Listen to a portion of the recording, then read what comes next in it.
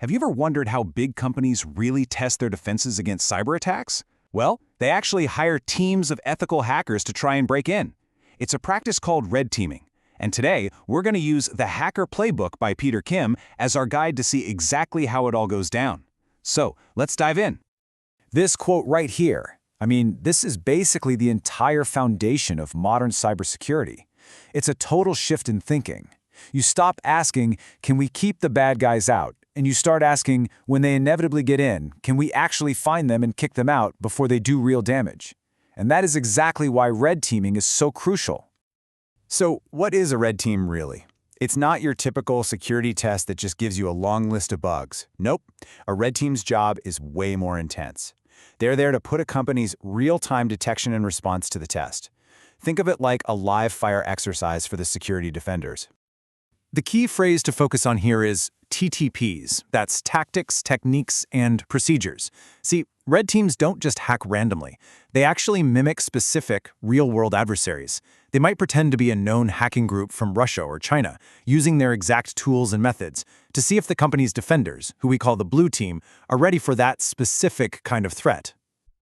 Now, this might sound a little strange, but sometimes the red team wants to get caught. Every single thing they do is a test. If they get detected, awesome. That means the blue team's alerts are working.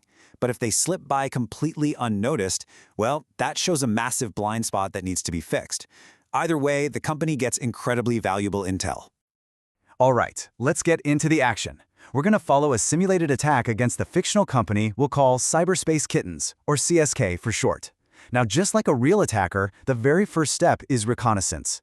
This is all about gathering intel from public sources without ever directly touching their main servers. The playbook lays out a pretty clear process. The team starts scouring the internet for anything and everything related to CSK. They're looking for forgotten websites, hidden development servers, cloud storage buckets. They'll even comb through public code websites like GitHub to see if a careless developer accidentally leaked something important. And you would be shocked at what turns up. An exposed Amazon S3 bucket could have all sorts of sensitive customer files. A development server is almost always less secure than the main one. And finding API keys on GitHub? Wow. That's the digital version of finding a key to the front door just lying on the sidewalk. So, with a detailed map of CSK's digital world, the red team is ready for Phase 2, the breach. They've pinpointed the potential weak spots, and now it's time to find a way in. So how do they do it?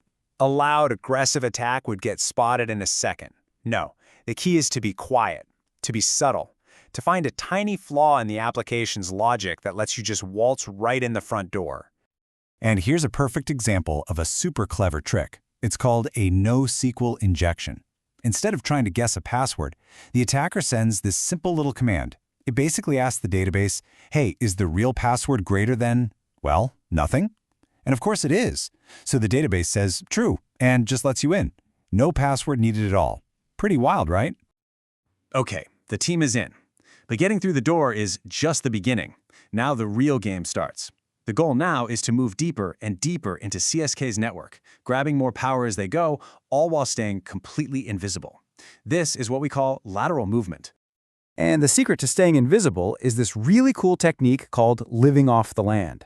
It means instead of bringing in their own loud, obvious hacking tools, the red team just uses the tools that are already installed on CSK's computers, things like PowerShell or other normal admin scripts. To the defenders watching, they just look like another system administrator doing their job. Their ultimate prize is what's known as the crown jewels, the company's most important, most sensitive data. They'll use tools like Bloodhound to literally draw a map of the company's internal network, finding the quickest and quietest path from a regular user's account all the way up to a domain administrator. And here's what that path might look like. It starts small. They get into one low-level user's account. We'll call him Neil. From there, they discover that Neil's account can access another user's machine, Buzz. On Buzz's computer, they find a weakness that lets them get more power.